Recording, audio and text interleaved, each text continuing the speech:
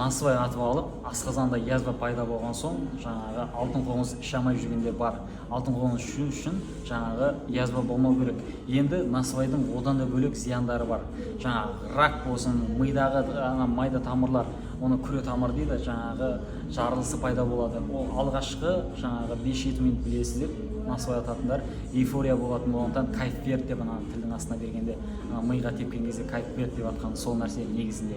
Енді бұл насыбай жаңағы рактан бөлек жаңағы потенцияның төмендеуіне алып келетінін бірінші рет естіп тұрған шығарсыз, бірақ бұны сізге ешкім айта бермейді, себебі насыбайды саудасы жүрмей қалады деп оны сізге ешкім айтпайды. А мен бұның халық емімен айналысып жүрген соң айтамын. Бірақ бұның емі бар. Жаңа потенцияны көтергіңіз келетін болса, насыбайды тастауын өзіңіз қарастырып жатарсыз, оған бөлек кеңес беріледі. Ал именно потенцияны көтеру бойынша алтын қоңыз бар, оны ішесіз, ішкеннен кейін гарантированно жаңағы емін көріп, маған рахметін айтасыз. Маған осы алтын қоңызбен емделуіңіз келсе, биоға сілтемеге өтіңіз, болмаса 877 257 14 19 нөміріме хабарласып жазыңыз, мен сізге барлығын толық түсіндіремін.